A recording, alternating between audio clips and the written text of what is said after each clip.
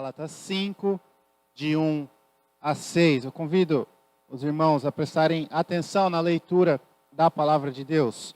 Carta de Paulo aos Gálatas, capítulo 5, de 1 a 6, que diz assim: Para a liberdade foi que Cristo nos libertou. Permanecei, pois, firmes, e não vos submetais de novo a jugo de escravidão. Eu, Paulo, vos digo que, se vos deixardes circuncidar, Cristo de nada vos aproveitará. De novo, testifico a todo homem que se deixa circuncidar, que está obrigado a guardar toda a lei. De Cristo vos desligastes, vós que procurais justificar-vos na lei, da graça decaístes. Porque nós, pelo Espírito, aguardamos a esperança da justiça que provém da fé. Porque em Cristo Jesus, nem a circuncisão, nem a incircuncisão tem valor algum, mas a fé que atua pelo amor. Até aí, feche seus olhos, nós vamos orar mais uma vez. Senhor, nós te louvamos pela tua palavra, que é viva e poderosa. Te louvamos pelo privilégio de ouvir a tua palavra e rogamos a ajuda do teu Santo Espírito nesta noite. Transforme-nos segundo o teu querer, para o louvor e a honra do teu santo nome. No nome de Jesus que nós oramos. Amém. Amém.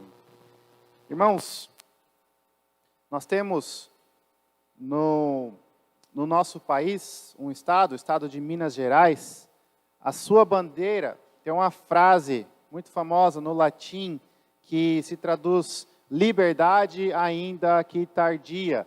Uma frase que celebra um movimento, um movimento de revolta em busca da liberdade que começou no estado de Minas Gerais, na época a capitania mais poderosa do nosso país. Isso foi antes da independência do Brasil, quando o Brasil ainda era colônia de Portugal. A sociedade dos moradores, os habitantes, os trabalhadores deste estado, então tentaram essa revolta para buscar a liberdade.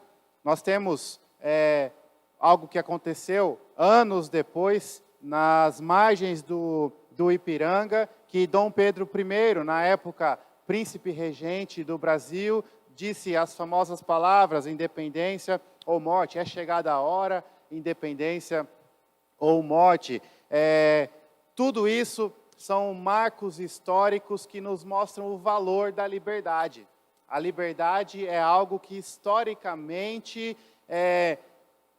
foi conquistada com um preço muito alto, a custo muitas vezes de batalhas, de guerras, de vidas sendo entregues ali na luta pela liberdade. O nosso país não teve uma guerra para a sua liberdade, mas o grito mostrava que as pessoas ali estavam dispostas a entregar a própria vida nessa luta pela liberdade, independência ou morte, liberdade ainda que tardia.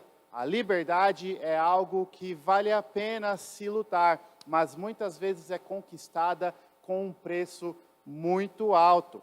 E isso é verdade também no que diz respeito à verdadeira liberdade, ou melhor, a liberdade que nós temos em Jesus Cristo, a liberdade para a qual Cristo nos libertou. Porque o que a Bíblia nos ensina é que se você conhece ao Senhor Jesus, se você descansa no Senhor Jesus Cristo, você é livre. Livre do mundo, livre do pecado, livre da culpa do pecado, livre do poder do pecado. Você é livre. E essa liberdade também foi algo que custou muito, custou a própria vida do Senhor Jesus, que se entregou naquela cruz para nos fazer livres.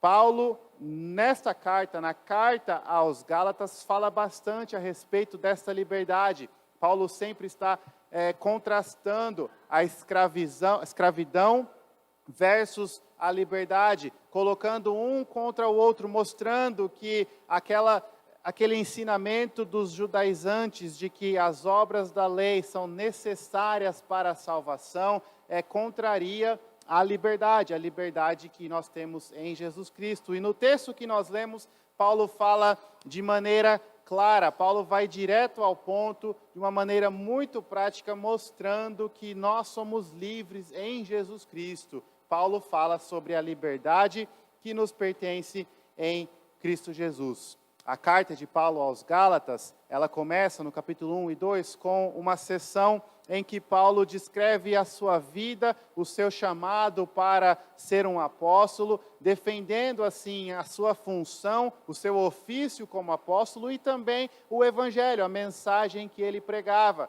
Nos capítulos 3 e 4, Paulo então desenvolve a teologia dessa mensagem, mostrando que a pregação da salvação pela fé, a justificação pela fé em Jesus Cristo, é o ensino correto, é o evangelho, o único evangelho, e é também aquilo que a Bíblia ensina em todo o seu conteúdo. Paulo usa exemplo tirado lá de Abraão, o pai dos judeus, para mostrar que a justificação é pela fé e apenas pela fé. Depois, então, de terminar essa parte teológica, defendendo a mensagem que Paulo pregava nos capítulos 3 e 4, nós temos a partir do capítulo 5 a parte ética, prática desta carta. Aqui Paulo começa a nos mostrar quais são as aplicações práticas desta verdade, a verdade que ele pregou como um apóstolo, que é o evangelho de Jesus Cristo, o evangelho do Cristo crucificado,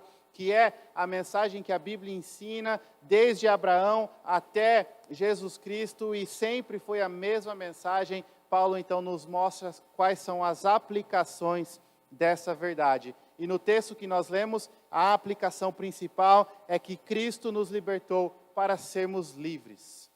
Cristo nos libertou para sermos livres. Portanto, nós devemos viver a liberdade que é nossa em Cristo. Cristo nos libertou para sermos livres. Portanto, devemos viver a liberdade e a esperança que é nossa em Cristo Jesus. Veja, no versículo 1, Paulo resume praticamente tudo o que ele falou até aqui e, de certo modo, todo o ensino da carta aos Gálatas. Paulo começa com essa declaração enfática: para a liberdade foi que Cristo nos libertou. Esse é o resumo do que tem sido falado até aqui. Para a liberdade foi que Cristo nos libertou. Paulo, então, considerando esta verdade, faz um imperativo, ele dá uma ordem, faz um pedido, um apelo para os Gálatas: permanecei, então. Veja, para a liberdade, Cristo nos libertou, então permaneça firmes nessa liberdade. Não vos submetais de novo a jugo de escravidão.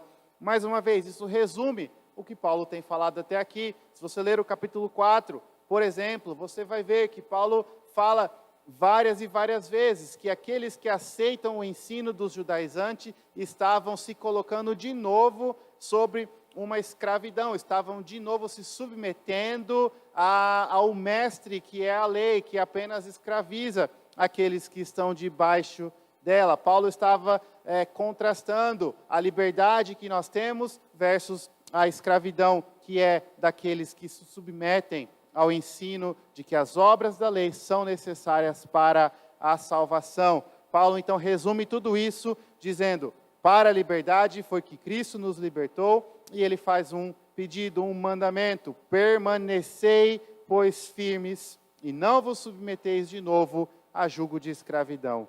Queridos, nós temos a tendência, assim como os Gálatas estavam cometendo esse erro, de não permanecer nesta liberdade, de nos deixar ser submissos mais uma vez ao jugo da escravidão que a lei ela coloca. Nós, como um comentarista dessa carta diz, todos somos fariseus em recuperação. Nós temos por natureza a tendência de achar que precisamos fazer algumas coisas para que Cristo nos salve, para nos tornar talvez mais aptos a receber a salvação, para conseguir nivelar as balanças e estar em uma situação de crédito com o nosso Deus, ou pelo menos sairmos de uma situação de débito, tirarmos a nossa dívida de sobre os nossos ombros. Nós temos a tendência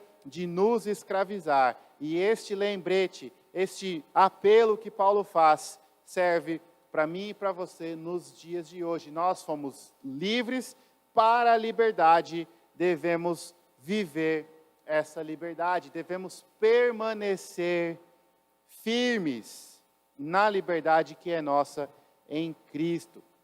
Preste atenção, já foi falado muitas vezes nessa série, mas nós temos a tendência de permitir que uma série de regras ou uma série de boas obras que fazemos se tornem pré-requisitos para a nossa salvação, e isso é um grande erro. Ninguém deve achar que a sua obediência, que o sacrifício que faz, as boas ações, as boas obras que faz, pode de modo algum contribuir com a sua salvação. Isso não é verdade, você está apenas se escravizando à lei. E veja, a lei é um mestre severo. Quanto mais você se coloca debaixo dela, tentando cumprir com os requisitos dela para a sua salvação, você está se colocando mais e mais debaixo dessa escravidão. Por quê? Porque a lei, ela exige uma obediência perfeita e completa, e nós não conseguimos fazer isso, e ao perceber que não conseguimos,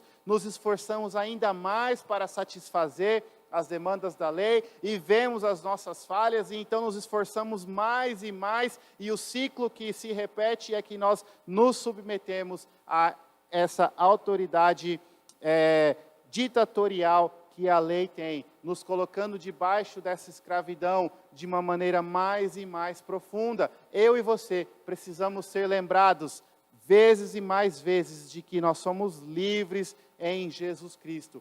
Para a liberdade nós fomos libertos. Para a liberdade não podemos permitir que nós voltemos, não podemos nos colocar de novo debaixo do jugo de escravidão que está nas obras da lei. Uma forma em que isso acontece, e prova disso, é que o mundo tem essa visão da igreja. Talvez você já ouviu pessoas criticando a instituição da igreja, criticando a religião que muitas pessoas têm, dizendo que é apenas um mecanismo para deixar as pessoas culpadas. Você já deve ter ouvido pessoas dizendo: olha, eu não sei por que você vai na igreja, eu não sei por que você acredita nessa história toda, porque tudo isso que você está falando é apenas um meio de te fazer culpado e infeliz. E então tem-se essa visão de que o cristão é uma pessoa que vive constantemente triste, porque afinal a lei exige uma obediência perfeita e completa, e se você for honesto, você sabe que não consegue obedecê-la. Ao perceber que não consegue obedecê-la, vem a culpa, a vergonha, a tristeza, e assim nós vivemos nesse ciclo de tentar cumprir com as obras da lei, falharmos e ficarmos nesse estado permanente de remorso, de tristeza, de culpa e vergonha pelas nossas práticas. E o mundo vê isso, e o mundo diz: o problema então é essa religiosidade, o problema é a igreja. Na verdade, o problema é essa teologia deturpada que diz que as obras da lei são necessárias para a salvação. A solução é se lembrar da liberdade que nos é dada em Jesus Cristo. Veja, meu irmão, se você conhece ao Senhor Jesus como o Senhor da sua vida, como Salvador da sua vida, você pode ter certeza de que as obras da lei não têm mais autoridade sobre a sua vida. Você pode ter certeza que o pecado não tem mais poder sobre a sua vida. Você pode ter certeza que a culpa do pecado já foi removida da sua vida, que a vergonha pelo pecado já foi removida, o preço do pecado já foi pago, a lei já foi cumprida, tudo na pessoa e na obra de Jesus Cristo. Se você conhece a Cristo verdadeiramente, lembre-se de que para a liberdade Ele te libertou. Viva esta liberdade, permaneça firme nesta liberdade. Fuja desse ciclo vicioso de tentar cumprir com uma série de regras, falhar e então se sentir mal e viver uma vida de tristeza e remorso. Lembre-se de que em Cristo você é livre. Paulo diz, para aqueles que estão em Cristo não há mais condenação. A Bíblia ensina de que Cristo não apenas perdoa o nosso pecado, mas tira de nós toda a culpa e toda a vergonha do pecado. Quando o nosso Deus olha para nós, que estamos em Cristo, Ele nos vê com a justiça de Jesus nos cobrindo. Toda sujeira removida, toda pecaminosidade removida, Ele nos vê justos pela fé em Jesus Cristo. Em Cristo Jesus, nós somos livres. Não vamos nos submeter ao jugo de escravidão mais uma vez. Talvez você está pensando, mas pastor, que mensagem é essa que o Senhor prega de que não precisa obedecer, de que não há culpa para os erros? Como que vamos viver assim? Veja, não estou contradizendo que nós cumprimos com a lei, que nós tentamos obedecer, que nós buscamos honrar a Deus nas nossas atitudes. Paulo vai falar disso a partir do versículo 13, por exemplo. Nós vamos ver nas próximas semanas que essa liberdade é limitada pelo amor, que essa liberdade ela é manifesta em amor. Paulo fala disso no último versículo que nós vamos estudar hoje à noite, sobre a nossa fé se manifestar em amor. Nós queremos e devemos amar ao nosso Deus, e o nosso amor ele é demonstrado na nossa obediência, no nosso serviço, mas veja, em momento nenhum nós precisamos nos colocar debaixo desse pesado jugo que diz que você tem que cumprir com uma série de coisas para que Deus te ame. Você deve olhar para isso, jogar esse pensamento fora e se lembrar: Cristo me amou, Deus me amou e mandou seu Filho por mim, por isso eu sou livre. O pecado não tem poder, a culpa do pecado não me afeta, a vergonha pelo pecado não me envergonha, porque Cristo removeu tudo isso de mim. Para a liberdade eu fui livre, devo permanecer firme na liberdade. Talvez você também esteja pensando, mas pastor, e o arrependimento? Afinal, a Bíblia ensina a necessidade de se arrepender dos pecados. Nós, há alguns minutos, tivemos um período de confissão e arrependimento ao nosso Deus. Mas nós não estamos contrariando isso de maneira nenhuma ao dizer o que estamos falando, porque estamos nos lembrando que somos livres em Cristo Jesus. Ou seja, quando percebemos nossas falhas, nos sentimos arrependidos, e o arrependimento não é um sentimento de alegria ou orgulho pelo que fizemos, pelo contrário, é arrependimento, é você realmente perceber que falhou, isso traz, de certo modo, vergonha, isso traz talvez um sentimento de culpa, mas isso é retirado de nós imediatamente quando nós vamos para Cristo. Ou seja, o problema de muitas pessoas que vivem esse ciclo de culpa e culpa e culpa é que eles se esquecem da outra parte do Evangelho. O Evangelho diz que somos pecadores, sim, que somos culpados pelas nossas falhas, sim, mas o Evangelho diz: Cristo pagou o preço, Cristo te perdoou, Cristo te dá a vida, Cristo te fez livre. Então, veja as suas falhas,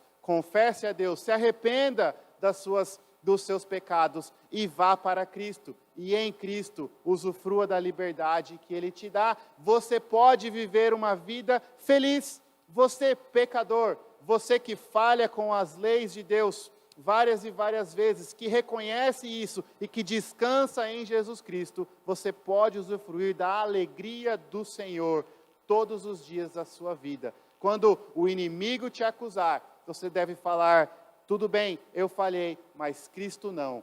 Cristo me libertou, Cristo me salvou. Essa sua acusação é falsa, porque em Cristo eu já fui declarado justo. Deus já me inocentou e me libertou da culpa e da condenação do pecado. Não pare na metade do caminho. Não viva a sua vida cheio de culpa, mas tenha uma mente, uma consciência livre, limpa, em Jesus Cristo. Talvez o motivo pelo qual você ainda não consegue saborear dessa alegria, dessa liberdade, é que você talvez não conheça a Cristo como Senhor da sua vida ainda. Você conhece a lei, você conhece a santidade de Deus, mas ainda te falta um relacionamento pessoal com Jesus Cristo. E para você, Cristo é oferecido livremente. Venha até Ele, coloque-se diante dEle, prostre-se aos pés da cruz de Cristo e nele confie, e somente nele. E você então será liberto de tudo aquilo que tem te trazido um jugo pesado de escravidão. Cristo nos libertou para sermos livres. Nós devemos permanecer na liberdade que é nossa. Depois que Paulo faz esse resumo no versículo 1 e faz esse apelo, permaneça firmes nessa liberdade, não vos submeta ao jugo de escravidão. No versículo 2 até o versículo 4, Paulo nos mostra quais são as implicações de não vivermos essa liberdade. Veja só, ele disse, para a liberdade foram livres, permaneçam então firmes nessa liberdade. Porque se vocês não permanecerem firmes nessa liberdade, olha só o que está acontecendo, quais são as implicações de não permanecer firme na liberdade que é nossa em Cristo. Paulo diz, a partir do versículo 2, eu, Paulo, vos digo que se vos deixar de circuncidar, Cristo de nada vos aproveitará. E essa é a primeira implicação de não vivermos a liberdade que Cristo nos deu. Cristo de nada nos aproveita. Uma outra forma de traduzir essa expressão é Cristo não é vantajoso para nós. Em outras palavras, os benefícios que Cristo conquistou para nós, a saber, principalmente a liberdade que nós temos em Jesus Cristo, o perdão dos pecados, a vida nova, as bênçãos que Cristo nos dá através da sua obra e da sua pessoa, elas não são mais nossas, elas não são vantajosas para nós, elas não têm proveito para nós. Por quê? Porque nós estamos saindo da liberdade e nos colocando de novo debaixo da escravidão das obras da lei. Paulo aqui menciona a circuncisão, mas nós sabemos que a circuncisão era apenas talvez o principal das demandas dos judaizantes, mas não se limitava apenas a esse ritual. Os judaizantes ensinavam que as obras da lei são necessárias para a salvação. Você deve crer em Jesus Cristo e deve também cumprir com essas regras. Uma delas, a circuncisão. E Paulo diz, olha, se vocês aceitarem esse ensino, se vocês se permitirem circuncidar, vocês estão fazendo com que todos os benefícios de Cristo não tenham vantagem para você, não tenham mais proveito para você. E Paulo continua no versículo 3, ele diz qual que é a outra implicação disso. Ele diz, olha, de novo testifico a todo homem que se deixa circuncidar, que está obrigado a guardar toda a lei. Não só você faz com que Cristo não seja vantajoso para você mais, mas você também se submete a toda a lei.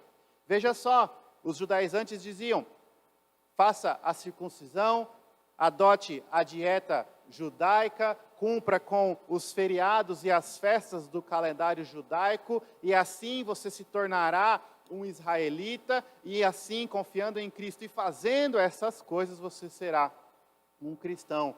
E Paulo diz, olha, quando você faz isso, você não está apenas aderindo a uma lista pequena de regras ou pré-requisitos para se salvar, você está se submetendo a toda a lei. É impossível achar que apenas a circuncisão, ou apenas a dieta, ou apenas guardar os dias do calendário judaico é o suficiente para cumprir com esse requisito de obras da lei na sua salvação. Você está se submetendo a toda a lei. Toda a lei. Você agora, a partir do momento que permitiu se circuncidar, que aceitou o jugo de escravidão que está sendo oferecido de novo, você está submisso à lei por completo.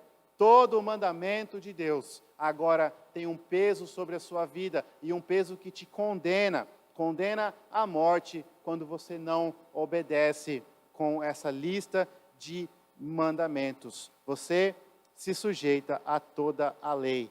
A outra implicação, no versículo 4, diz: de Cristo vos desligastes, vós que procurais justificar-vos na lei, da graça decaístes. Vocês estão fazendo com que Cristo não tenha proveito para vocês, vocês estão se submetendo a toda a lei, vocês estão se desligando, se separando de Cristo, vocês estão caindo da graça.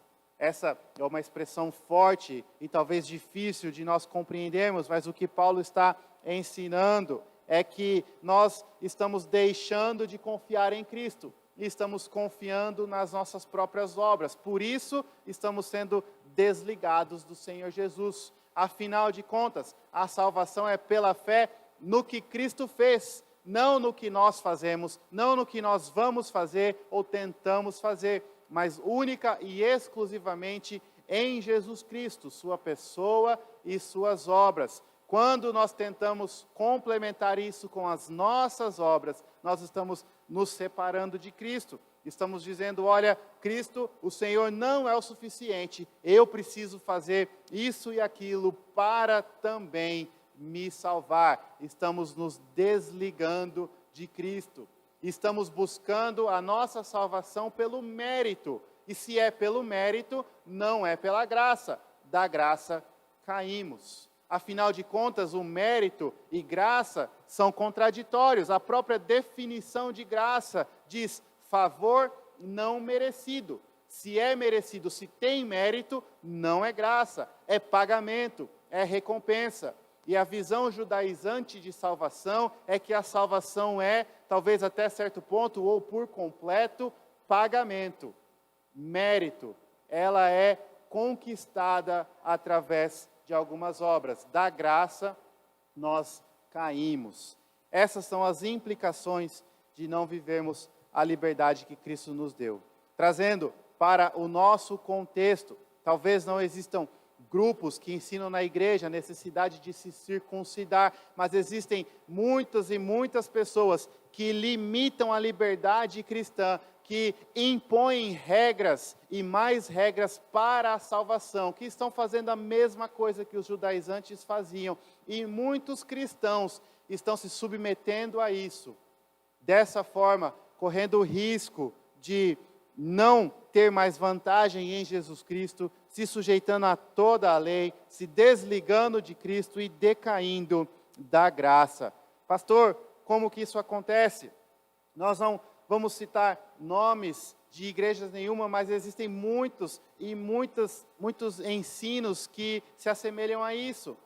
Grupos que dizem, olha, você, para ser um crente, para ser um cristão, para ser um filho de Deus, você tem que não apenas crer em Jesus, não apenas ser membro da igreja, mas você tem que se vestir dessa forma, você tem que deixar de usar aquele produto de beleza, você tem que deixar de ter algum eletrodoméstico na sua casa, você tem que comer apenas alimentos desta lista, você tem que abrir mão de algumas bebidas, de alguns alimentos para ser um cristão.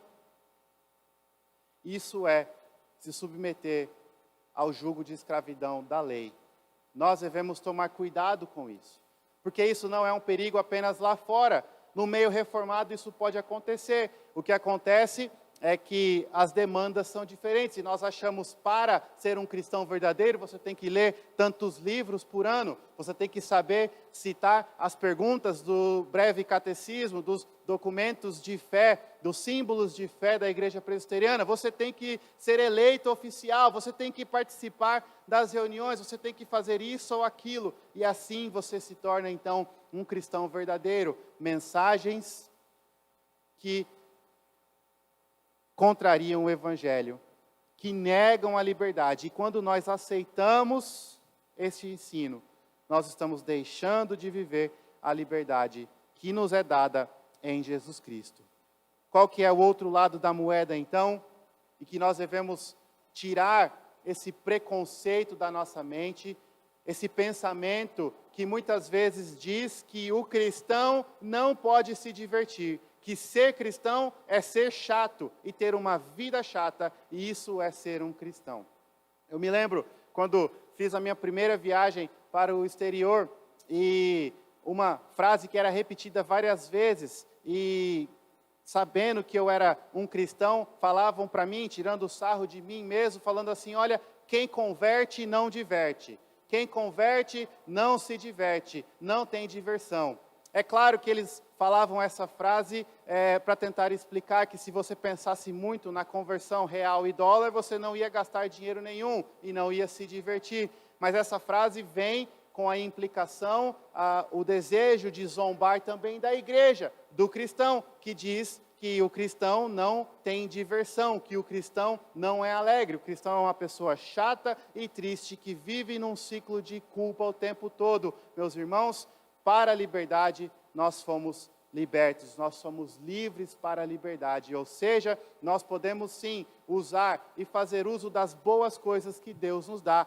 Tire férias, passeie, aproveite sua família, viaje.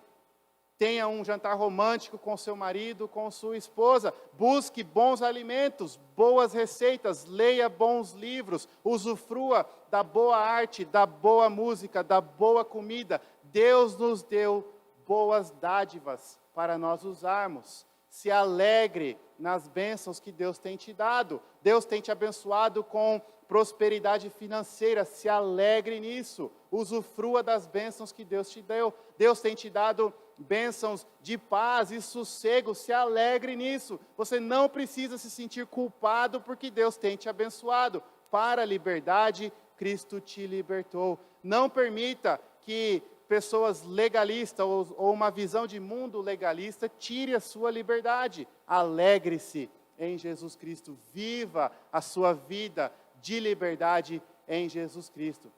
Mais uma vez, essa não é uma mensagem de libertinagem, faça o que você quer, seja feliz, e isso que importa. Não, de modo algum, a sua felicidade ela está em Cristo, e ela é limitada por Cristo. E nós nos alegramos quando nos submetemos a Cristo Jesus. Paulo vai falar disso, sobre os limites da liberdade. Paulo vai falar as obras da carne, o fruto do Espírito, tudo ainda nesta carta. Mas veja só, nós temos que escapar desse pensamento legalista de que o cristão, ele só pode se alegrar no momento de ler a Bíblia e de cultuar a Deus. Não. Você deve e pode se alegrar ao ler a Bíblia, ao cultuar a Deus, ao adorar. Isso, na verdade, deve ser a sua maior alegria, porque você está na presença íntima de Deus e não há nada melhor do que isso. Mas Deus também te dá bênçãos para usar em toda a sua vida. Alegre-se nos seus filhos, alegre-se na sua família, no seu marido, na sua esposa. Busque as coisas boas, colocando em prática os princípios que a Bíblia ensina, de decência, de prudência, discernimento para saber o que edifica e o que destrói, buscando sabedoria em Jesus Cristo para tomar essas decisões, para fazer essas escolhas. Viva a sua liberdade. Sem abuso, sem idolatria, sem transformar essas boas coisas em ídolos na sua vida, mas sabendo que o nosso bom Deus nos dá bons presentes, vamos nos alegrar e viver a liberdade que nos é dada em Jesus Cristo, tomando proveito de Cristo, não sendo separados de Cristo, não caindo da graça, mas usufruindo da liberdade. Paulo, então, no versículos 5 e 6, nos mostra a melhor maneira de viver essa liberdade. E ela é fazendo nada. No versículo 5, Paulo diz assim: porque nós, pelo Espírito, aguardamos a esperança da justiça que provém da fé. O que Paulo diz que nós fazemos? Nós aguardamos, nós esperamos. Nós somos livres em Jesus Cristo. Quando nós não vivemos essa liberdade, Paulo já falou as implicações que isso tem. Então, nós devemos aguardar a esperança que é nossa em Jesus Cristo. Como assim? Nós não precisamos sair correndo para tentar cumprir com 3 ou 4 regras para a nossa salvação, nós já somos salvos. e nós podemos aguardar em Cristo pela justiça que nos é prometida. Nós podemos ter a certeza, a esperança. O jeito que a Bíblia fala de esperança não é um pensamento positivo que talvez vai dar certo, talvez não. É uma certeza. A esperança bíblica é uma esperança que é certa, uma confiança inabalável. E essa confiança da justiça que nos é prometida, ou seja, no dia final, Deus vai olhar para nós e dizer: não é culpado, inocente, meu filho, vem viver comigo. Por quê? Porque pela fé nós cremos em Jesus Cristo, porque Jesus Cristo é um Salvador perfeito e forte e poderoso, e Ele não falha. E se você confia em Jesus Cristo, você não precisa viver atrás de uma série de regras para a sua salvação. Aguarde em Jesus Cristo, descanse em Jesus Cristo, alegre-se e usufrua da sua liberdade em Jesus Cristo. Paulo, então, no versículo 6, mostra como que aguardar pela fé em Jesus Cristo, como que isso é manifestado, e é pelo amor. No versículo 6 ele diz: porque em Cristo Jesus, nem a circuncisão, nem a incircuncisão tem valor algum, mas a fé que atua pelo amor. No fim das contas, Paulo está dizendo: olha, o X da questão, o problema maior não é a circuncisão. Na verdade, se você entende a salvação pela fé apenas em Cristo, se você confia em Jesus Cristo, se você sabe dos benefícios que é seu em Jesus Cristo, ser circuncidado ou não ser circuncidado não muda nada, tanto faz. Se você nasceu no povo judeu e esse é o costume, não tem problema. Se você não nasceu e não tem esse costume, não tem problema. O que importa é que você confie em Jesus Cristo pela fé. E essa fé, ela se manifesta em amor. E aqui nós chegamos, talvez, na correção que muitos acham que essa mensagem precisa, porque algumas pessoas podem deturpar, dizendo: o pastor prega uma mensagem de ser contrário à lei, de libertinagem, de uma vida de prazeres e nada de obediência. Não, porque a nossa fé, ela é manifestada em amor por nosso Deus. E se eu amo ao Deus que me amou primeiro, que me salvou, eu vivo minha vida de acordo com o que Ele ensina. Eu vivo minha vida fazendo aquilo que agrada a Ele, porque eu o amo, porque eu aguardo em Jesus Cristo pela justiça que me é prometida. Eu não preciso fazer nada. Cristo já fez tudo. E por que Cristo já fez tudo? Porque Cristo me libertou. Eu amo ao meu Deus, eu amo ao meu Senhor Jesus, e eu vivo segundo o que o meu Deus, o meu Senhor, me ensinam. A fé atuando pelo amor. Existe um ensino exagerado que diz que muitos talvez entendam que a doutrina reformada, ela prega uma fé inativa, e usam jargões reformados, como, por exemplo, somente a fé. Somos salvos somente pela fé. Isso é verdade, a Bíblia ensina salvação somente pela fé. Paulo escreveu toda essa carta enfatizando essa mensagem. Mas em lugar nenhum a Bíblia diz que somos salvos por uma fé solitária. Porque uma fé verdadeira e genuína, ela atua em amor, ela é atuante, ela trabalha, ela produz bons frutos, ela faz boas obras, não para se salvar, mas porque foi salvo. Uma fé que atua em amor. A doutrina de salvação somente pela fé não é salvação em uma fé solitária, mas uma salvação somente pela fé e uma fé que produz bons frutos em amor. Uma fé que conhece ao Senhor Jesus, descansa nele e ama e obedece a Ele. O próprio Senhor disse: se vocês me amam, vocês cumprem com os meus mandamentos. Isso é o amor. Então, qual motivação nós temos para trabalhar, para ajudar no reino, para servir aos outros? Se você entendeu errado essa mensagem, você vai achar que não temos motivação nenhuma e que não precisamos ajudar, não precisamos trabalhar, afinal de contas é só aguardar em Cristo. Mas se você aguarda em Cristo verdadeiramente, você então tem o desejo e a vontade de servir e ajudar e trabalhar para que mais e mais pessoas venham aguardar em Cristo e venham usufruir da liberdade que é nossa em Jesus Cristo.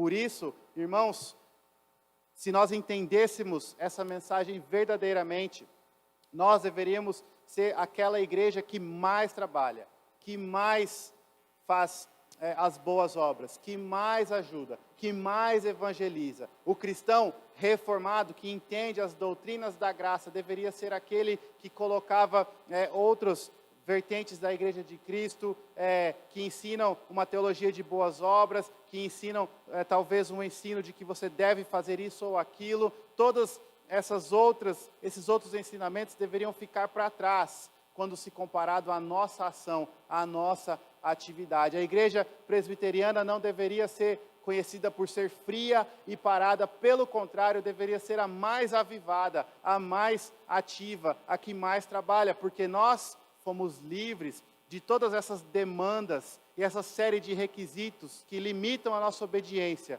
para obedecermos por amor e simplesmente por amor, puramente por amor ao nosso Deus. Eu encerro essa parte fazendo já uma convocação. Nós estamos chegando no final do ano, já estamos pensando em planejamento para o trabalho na igreja ano que vem. E se você prestar atenção na vida da igreja, você vai ver que há muitas áreas de serviço e trabalho.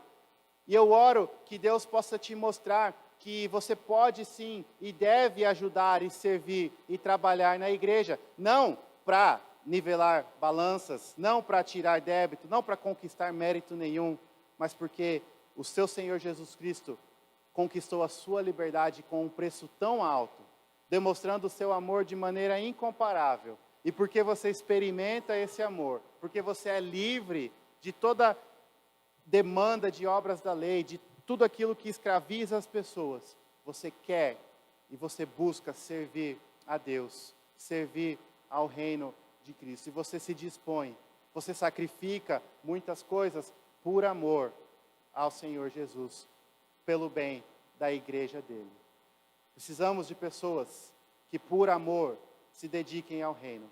Pessoas que querem ajudar com o trabalho com as crianças. Pessoas que olham para a nossa igreja e veem poucas crianças e isso aflige suas almas, porque sabem que há tantas crianças lá fora num caminho de perdição. E então por isso desejam trabalhar e ajudar. Precisamos de pessoas que se disponham a ajudar na transmissão do culto, para que a mensagem vá mais longe e vá para mais pessoas, para dar uma folga para os nossos irmãos que estão ali toda semana.